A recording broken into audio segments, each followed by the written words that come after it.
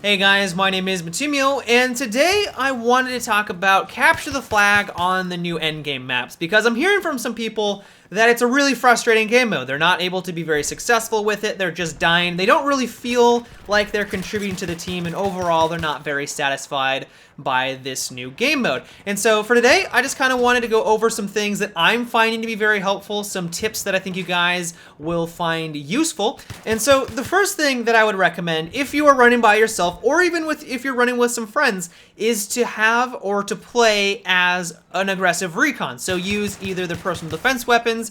I really wouldn't recommend those because those are really meant for close range, and I'm finding that pretty much all of the new maps have a lot of long engagement lines of sight. So I would go with something like the semi-automatic sniper rifles, like the SKS or anything along those lines. I love the SKS, so that's what I'm going to be using in today's video.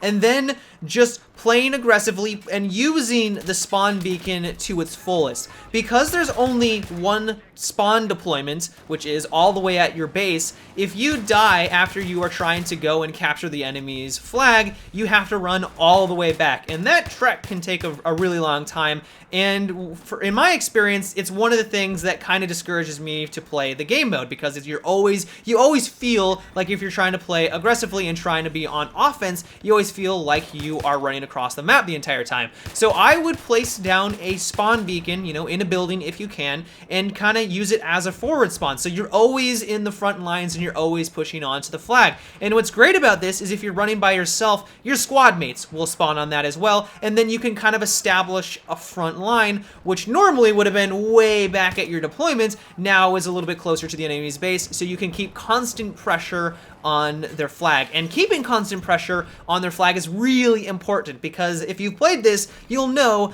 that there's always probably going to be someone with a bipod, there's plenty of people laying down mines, and usually a bunch of people just around the objective itself. And if you go in, kill a couple people, but then have to spawn all the way back at your deployment, that gives them plenty of time to set back up again, and you're not really going to get anywhere. So having a forward spawn like this, for me, has really helped not only my team, but also made my experience a lot more enjoyable. And my next tip is a pretty easy one, and that is to play with friends. Play in a squad and be on TeamSpeak, be on whatever type of voice communication that you have, and try to play tactically, because Capture the Flag seems to be like one of those game modes that really does require a lot of teamwork. If you are playing by yourself in, let's say, Rush or Conquest, you can do that and be effective, especially if you're playing on Conquest. You can just kind of run around, you can do the whole lone wolf thing, and you can capture objectives, you can defend objectives just fine.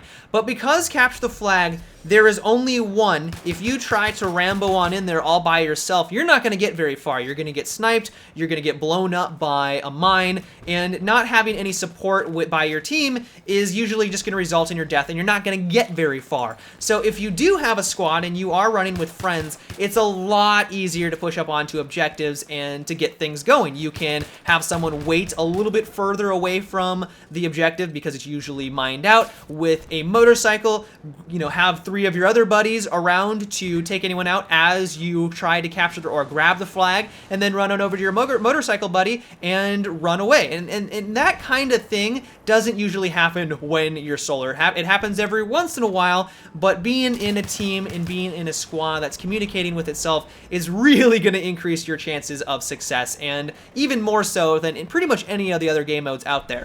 And my next piece of advice, which many of you are probably already participating in, is to throw down mines everywhere that you can think of. Right now, there really isn't any real reason to have a repair torch out. I mean, there is a tank like on a couple of the maps, but in all honesty, having a bunch of mines everywhere is going to make it a lot harder for them to kind of just zip in and out of your base with your flag in one of the motorcycles, and you're gonna get a lot of kills with these mines on the ground. People are always running around in the motorcycles, and they do not see them half the time. It's very hard to see the mines when you are in the motorcycle. So just place those down everywhere. You're gonna get a lot of kills, and it's gonna make it much harder for the enemy team to get anywhere near your flag. But those are really all of my basic tips for the new Capture the Flag game mode. But if you have something that you find to be really useful, it's been working for you, let everyone know down below in the comment section. We are all trying to learn this new game mode. Things are new. Everyone's trying to learn the new maps.